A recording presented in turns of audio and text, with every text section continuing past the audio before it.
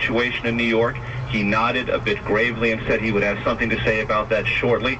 We are expecting that statement any moment now. I can tell you here in Sarasota, with those traveling with the president, they are trying to sift through all of the amazing and terrifying both pictures and details that they can get them from New York City, but no confirmation here from White House officials about... Why would that just explode? That doesn't make any sense. It has to be a vacuum. How did that one just catch on fire, man?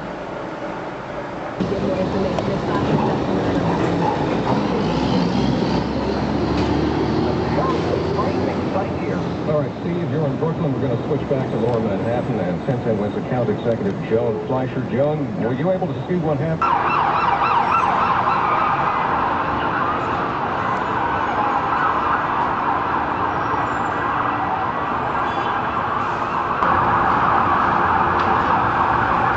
We just saw about 6 people go back from the building to the bodies that jumped around the building to escape what seemed to be an unbelievable fire of smoke inhalation.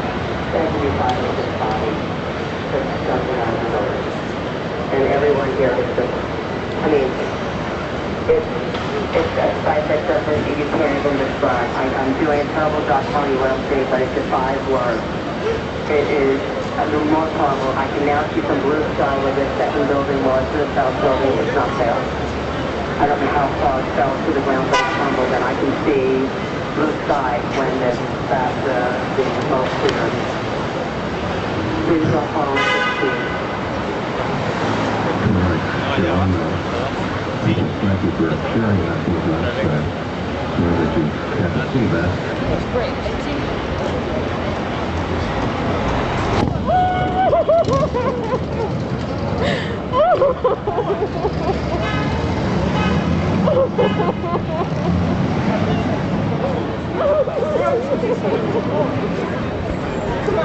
One of the two towers.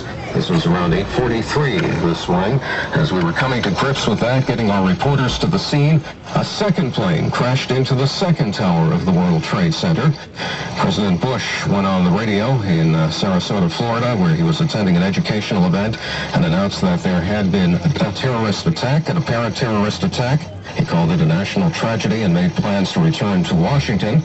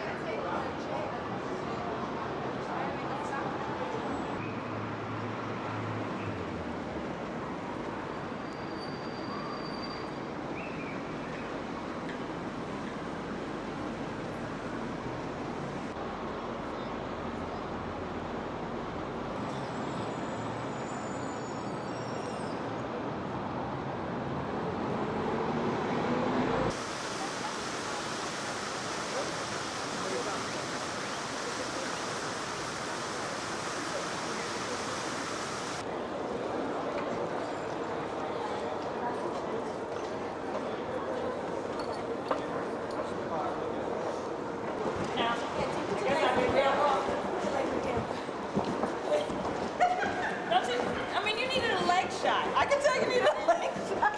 What are you doing?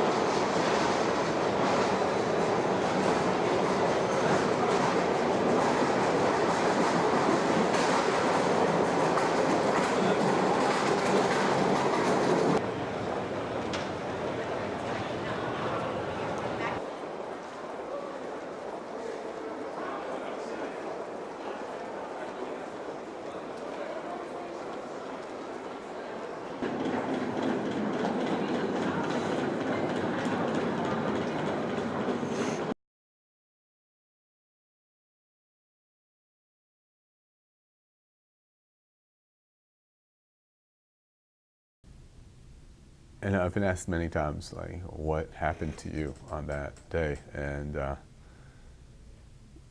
the one thing that always comes back is the dissonance of this sort of incredibly beautiful, sunny, warm, late summer, early fall day in New York. I think it had rained the day before. You still had puddles on the ground, and the sky was this sort of unbelievably clear blue, and it just looked like this picture-perfect day. And then, the utter mayhem in the middle of that. It just seemed so. It just made it even more unreal or unfathomable. But I remember, that day, I think it was a Monday, if I'm not mistaken, or Tuesday. It was early in the week, and Melanie had to be at work. My wife had to be at work early that day. She worked not far from here in the financial district, and I heard on the radio that the World Trade Center had been hit by a plane. I thought it must have been a small plane, some sort of freak accident, and I kind of, I was in the bathroom shaving. I walked across our apartment in the East Village to look out of our bedroom window where you could see the towers. And you could see this old plume of smoke rising up from the North Tower. And I grabbed my camera and I went up to my rooftop. And I thought, I'll just take a picture of that. I didn't, freak accident, nothing to it. And then all of a sudden I saw the second plane sort of swerving around, and it was heading south, and then it turned around and headed north, and it smashed right into the South Tower. And it was unbelievably frightening to see that. It was just this huge ball of flame and broken glass and shed this. And, I sort of almost instinctively turned around and faced north to look at the Empire State Building, thinking, like, when's that's going to be hit next? And I remember there was a building going up across the street from me, a steel frame building, and the construction workers were on the beams, all also looking south like I was. And there was this just sort of collective groan of like, no, like, and I remember seeing the people walking on the sidewalk and driving on First Avenue, and almost for a second like envying them for their ignorance, that they had not seen that they do not know yet what had happened. And I tried to reach Melanie, knowing that she was very close to here, and of course I couldn't get through on my phone, so I just jumped on my bike and headed downtown, and it was just an unbelievable journey downtown, so to speak, through Chinatown and the Lower East Side, and the sort of stream of humanity all heading north, and the cops trying to head south, and the towers sort of with smoke rising from them. And one thing that I just can't, I got my phone rang, I stopped, and thinking it would be Melanie. It was actually a friend from Atlanta. They called, asking what's going on. And so I'm stopped there in the middle of the road somewhere in Chinatown, and there's this old triangular traffic median somewhere near Grand Street, I think, and you can see the towers in the background. These two elderly women were just standing there, and their friend was taking a picture of them with the towers behind them. And I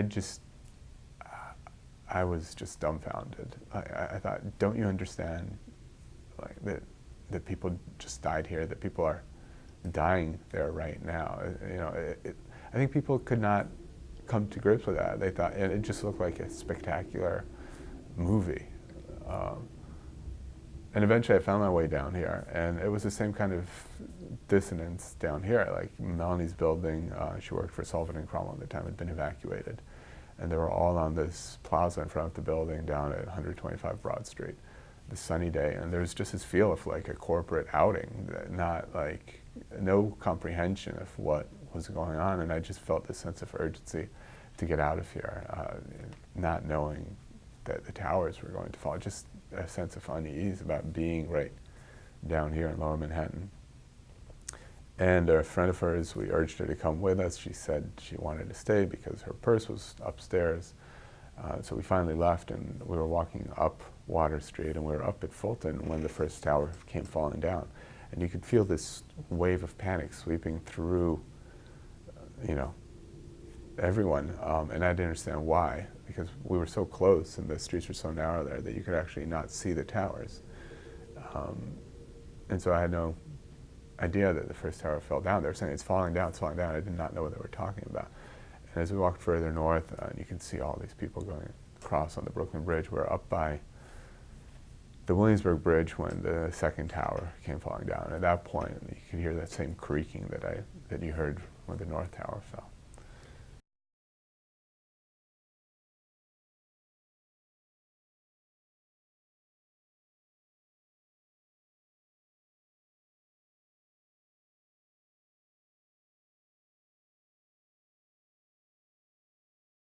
The biggest thing that we're concerned about is the coordination between the adjoining projects.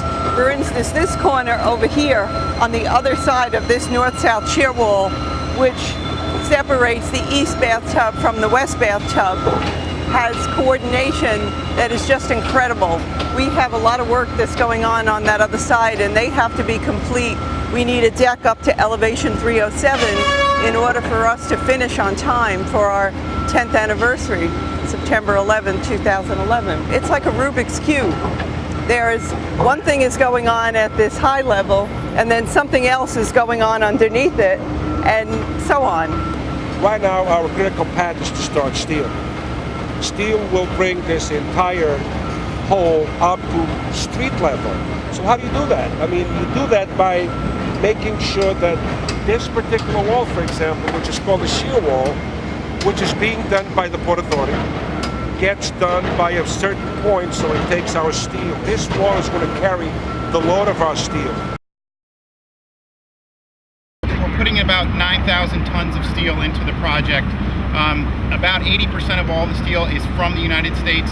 100% of the steel will be fabricated in the United States. They're very large columns. The ones today are 25 feet long, about 7,700 pounds. They're big, they're heavy columns. And they're going to be big enough to support the weight of the Memorial Plaza itself.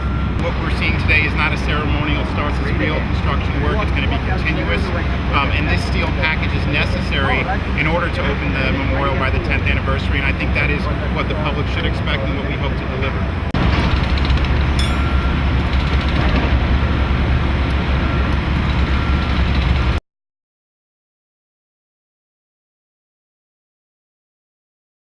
Well, basically what you're saying right now is of course, we've started with our erection of steel, and in the center here is going to be our exposed slurry wall area that we'll incorporate into the museum.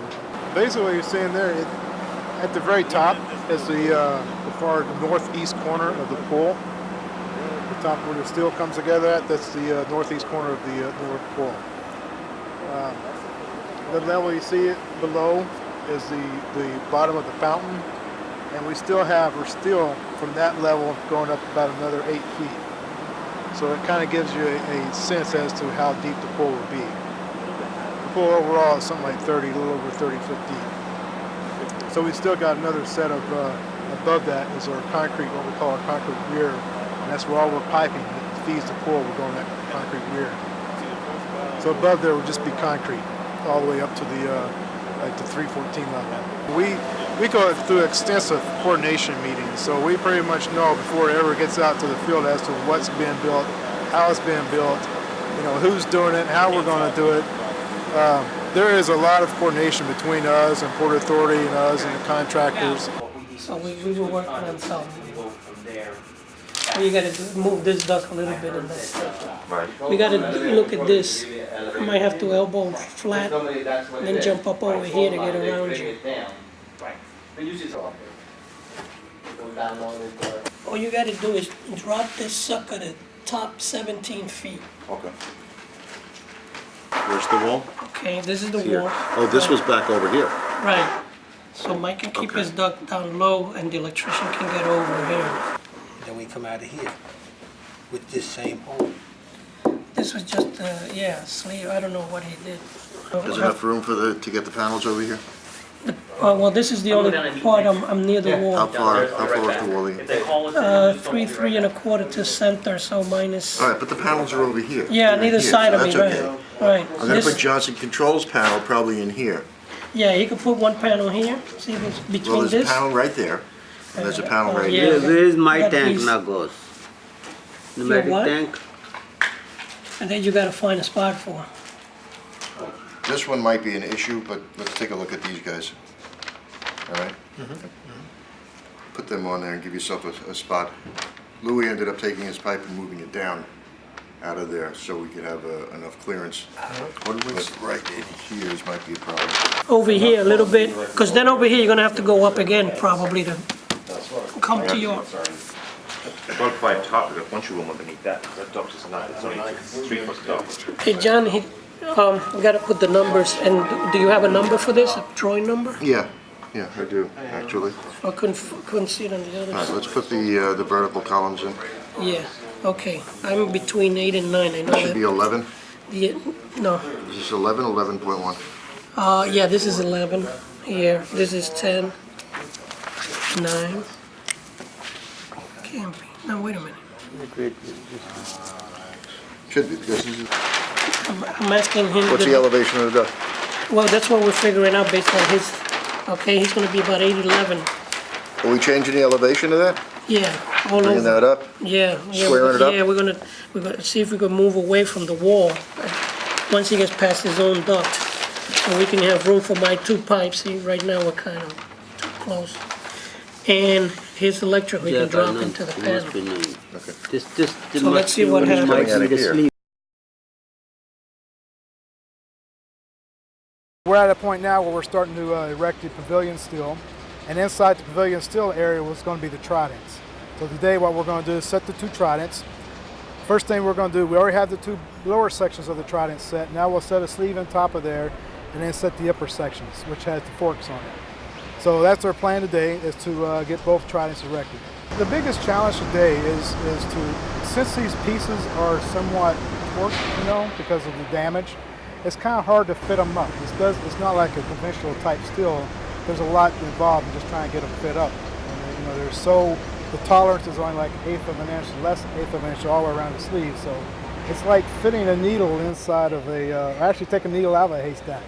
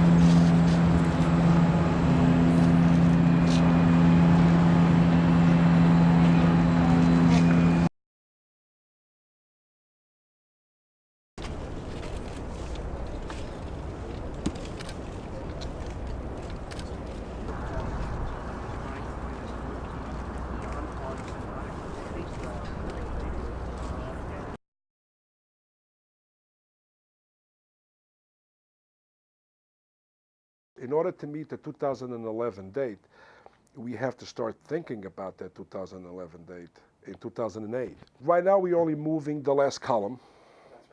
Last column is going to be moved in here August 24th. And it's a big piece, it's a very heavy piece, and we want to take advantage of the cranes on site to rig this piece into the hole instead of bringing another crane to do this. We've been working on this move for the past 6 months now. I mean, it kind of looks easy when you see the column being dropped down in the middle of the hole, but it's been close to 6 months worth of preparation and logistics and site logistics to accept that column in place. How do you move the last column with a bunch of other steel right in front of it? How do you move the other steel? How do you bring the last column? Is the last column ready from an environmental point of view? Is it from a a conservancy point of view ready to be transported. How do you transport it? Where will it be transported? You know, what roads will because it's a heavy piece. So, but there's so many pieces to the equation that there's different people working on those different pieces to make this happen. There's a lot of good people out there that make sure that their piece will be ready for this installation. So we need to communicate with these people. We need to meet with all of them, different project managers, to make sure that whatever they're working on will be ready. And so it comes off as if it's very simple. The last column is 75 tons. So that's one of the pieces of the logistics. How do you do that? How do you take an hydraulic crane there? You know, it gets to be picked up, and how do you drop it on top of the flatbed truck? So all of this is part of, and then, you know, I mean, how do you bring it here, and then how do you install it? The last column, once it's installed, has to be protected. So we will also be building an enclosure around the last column with some conditioned air, so the last column does not get destroyed for being there without an environment that protects it from being dilapidated. Because of this, you know what I'm saying? I'm chain and pulling straight in. This is known as the last column, and the last column is being brought to the job site today. The reason that it's being done today is because it fits in to the schedule of the final construction. A large piece of artifact like this can't be brought in after the building is complete, so it's being brought in as the superstructure of the building is being completed. I mean, I don't see it moving. It takes an awful lot of side movement to get it started. And that's when I... And again, that's your run this graph right there. Right. That's the column's nested in. Yeah, I mean, that's why I didn't know that. That's why chaining the pedestal legs helped me on that. Okay. I think we're in good shape.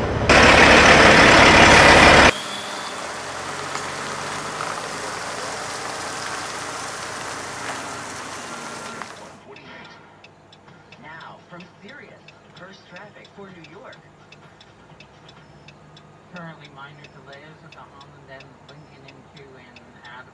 The last column is very near my heart because the last column was started during the cleanup, and I was there. We started the last column. The last column was there because it was marking a fire department. An area where the fire department lost a lot of their people. So we left a particular column there to mark that because there was other work going around. So, and then we decided that everything else was being taken out and this column was still standing. We decided to put a flag, and then all of a sudden this was the only piece of steel there. This became the last column, and so it became the last piece to be taken out during the cleanup. And then now it's the first piece to come in.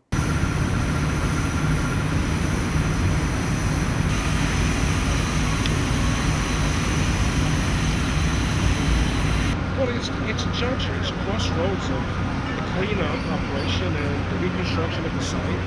This column symbolized a great deal of, it brought a lot of sentimental value to the cleanup. It brought both the team players together during the cleanup. It also symbolized the area where Fire Company was lost. But it kind of everybody rallied around this column, and hopefully with it coming back, we can do the same thing again. It's a very important, unifying piece of structure. It will mark the beginning of the end of the reconstruction. This place could certainly use a little unifying when it comes to rebuilding. Oh, absolutely. I think things are getting better. I mean, as you can see, we're almost done with the erection of the steel. So the job is actually going very well. The memorial is actually going very well. I'm glad that everybody has been taking some shots, some good shots of what's going on here now. But there is a memorial. There's a plaza being built. So it's a reality, and this column will actually bring their reality to life.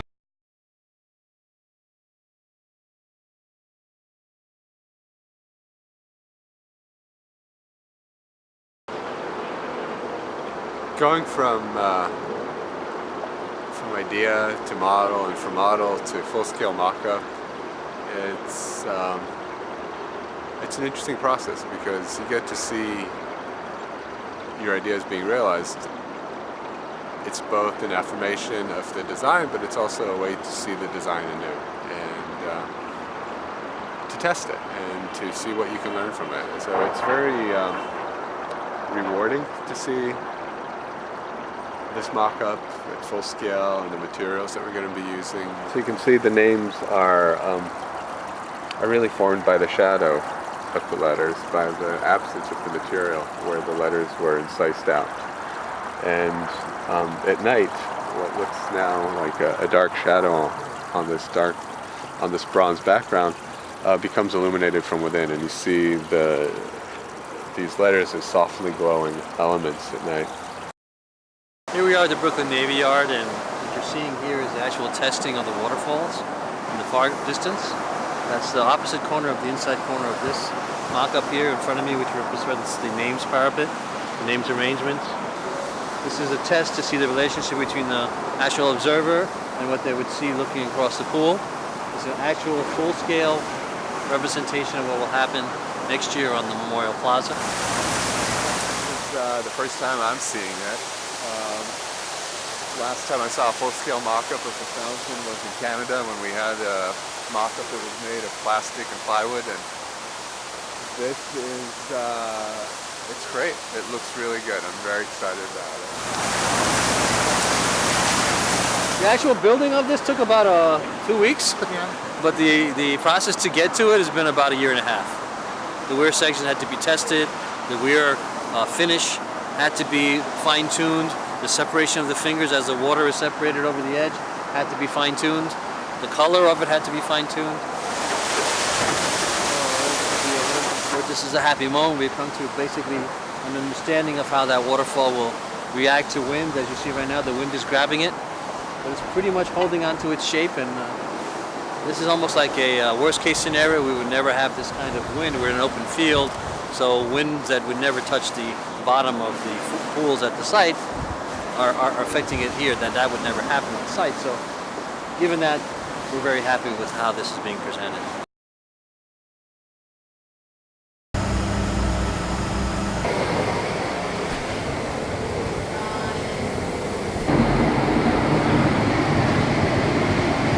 That's what we're trying to get out, because that'll actually jam up the way the light comes through the back. Even though it's metal, it's still uneven. So they have to grind it down to smooth it out so that it's all level.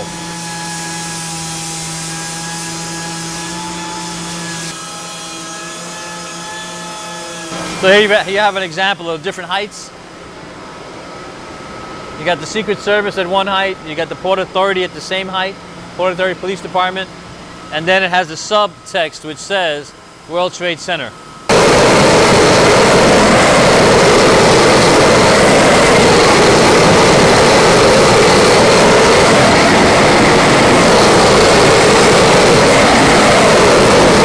Now I recognize these names. These are from the World Trade Center. They worked in the World Trade Center. They were responders. So here you have an example of different heights. You got the Secret Service at one height, you got the Port Authority at the same height, Port Authority Police Department, and then it has the subtext which says World Trade Center. In this case, you have Jericho Fire Department, and Glenn Winnick was from the Jericho. So basically all of this reads left to right. When you see the high category, directly to the right of it, that's where that person was from. So here you have the Lincoln Tunnel Command. John Scala was from the Lincoln Tunnel Command. The Holland Tunnel Command, these are all Port Authority spots. Holland Tunnel Command, Donald A. Foreman was from the Holland Tunnel Command, but these are all first responders.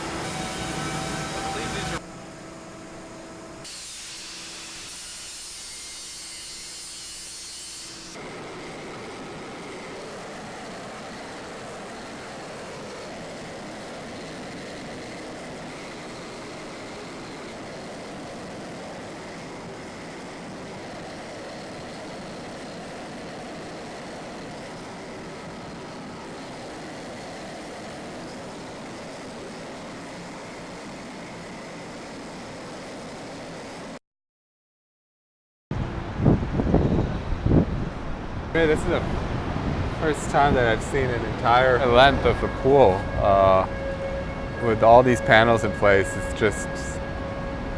It's kind of, it's a remarkable moment. You know, I've seen every step of the process up till now, and we've checked everything, but up till now we've seen, you know, 1 panel, 2 panels, 3 the most, but to see, you know, 200 feet at once like this, it's beautiful. It's really moving. A project like this, it's full of emotional challenges, but also technical challenges. So like arranging the names, coming up with this panel configuration with the way that you see the names displayed was a tremendous amount of work. It's very emotionally taxing for the people that were involved in this. We wanted there to be a reason why one name is next to another and next to another. Why not just alphabetical? Isn't that the easy answer? Well, I don't think it would have been the right answer. I think there are people who had a very strong association with the North Tower or the South Tower, and their names should reflect that. There are people whose names, you know, like we have 2 Michael Francis Lynch's. If you list names alphabetically, then, you know, would we list them twice like that? And how would you know which one is which? And what I wanted to do is find a way to engage the family members of these people in this process of placing the name of their loved one on the memorial. And so we asked them, are there names of other people who died that day that you would like to see next to the name of your loved one? We called this meaningful adjacency, that there's a reason why one name is adjacent to another. And I tried to convince people back in 2004 when the design was selected to do that. It was unsuccessful at the time, but in 2006 this issue was revisited, and we went from what was a completely random array of names to something that looks very much like it, but in fact is anything but random. It reflects the lives that these people had. I mean, these might be people that they went to school with, or commuted with, or worked with, or friends and relatives. And it was a huge risk that the Memorial Foundation and the mayor took in saying, let's try to do this. We sent a letter out to family members and asked them to let us know what other names they would like to see. And we didn't know how many people would respond. We didn't know how successful we would be in meeting all of these requests. But I thought, if we can meet half of these requests, it's better than not meeting any of them. And in trying to do this, we could very much enrich the memorial with meaning, both for the family members that would come and visit and see their wishes reflected in this arrangement, but also for the general public, because I think there's a way for us to communicate that information. So that if you're standing at panel North 29, as we are standing, you should be able to find out more about panel 29, to learn about the relationships that are displayed here. Whether it's through reading something, whether it's through listening to an oral history that's being recounted by a relative, by a friend, talking about the person that they lost.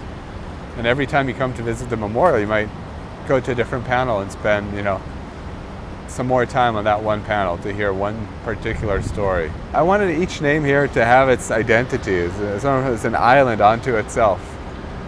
And then each name to connect to the others as a sort of archipelago of islands, so that there's this continuous river of names that surrounds each pool, yet each name has its own autonomy, its own identity. And I think for many people who never found any remains in this site and this marker will be the place they go to.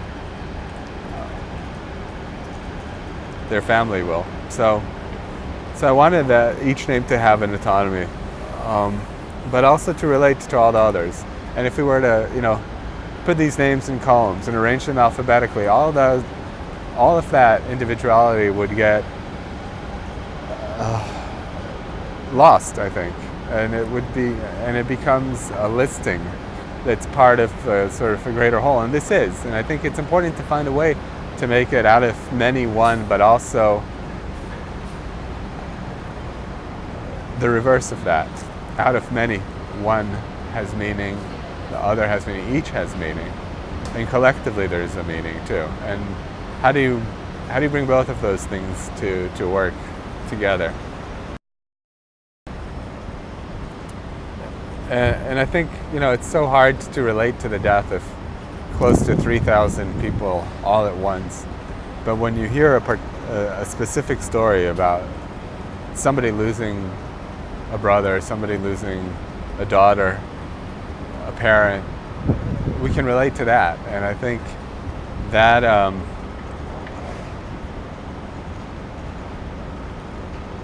that's always going to affect visitors. I think they'll be able to see these people not as that different than who they are. And what happened to them is something that happened to all of us collectively.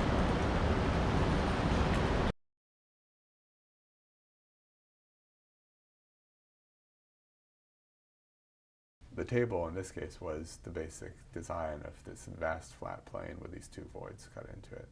And the tablecloth was going to be, how am I going to array landscape elements onto this plaza? And I didn't want something that had a very clear geometry to it, something that would, like a grid of trees that would compete with that very strong gesture. I did find a gesture that would sort of come in at a lower register, something softer. And I thought about this idea of bands of trees running across the site from east to west. Initially, on the first drawing, they actually went north to south, but then we changed it to east to west. And the trees would have an axis that was dominant along one direction and no axis along the other. So like beads on an abacus, they can flow freely and can stop at any place.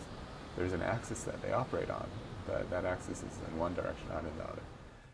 And so I came up with this idea that I call the abacus-like bands of these tree bands which run across the plaza. And as you look in one direction, you see these sort of clear allays of trees forming. And then as you turn 90 degrees, it has this look of this almost random natural forest. Not truly, because you're on this like vast flat hardscape, but the trees are arrayed very loosely. And I think that gesture came in at a lower register, and it didn't compete, it complemented that first gesture. And the idea was also to clear this space between the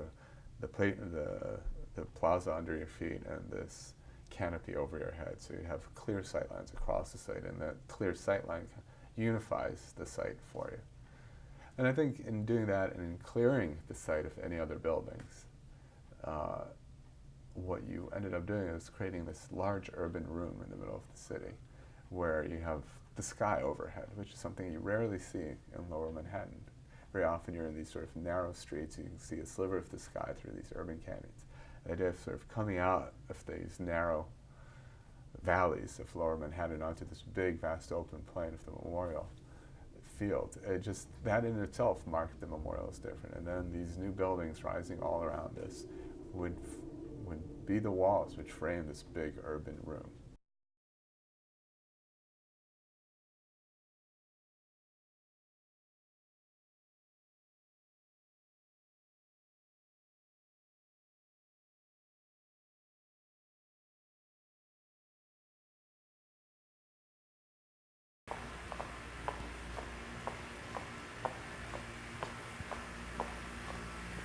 This is ladder 3, which was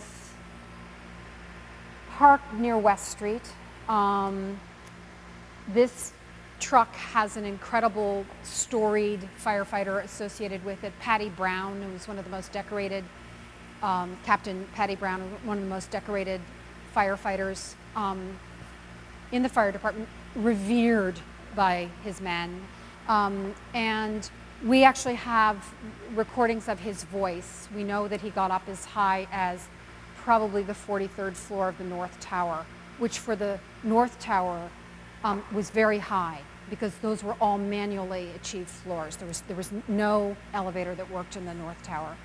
And he heard the evacuation order, but stayed to make sure that all the civilians were out, and then was killed when the building came down.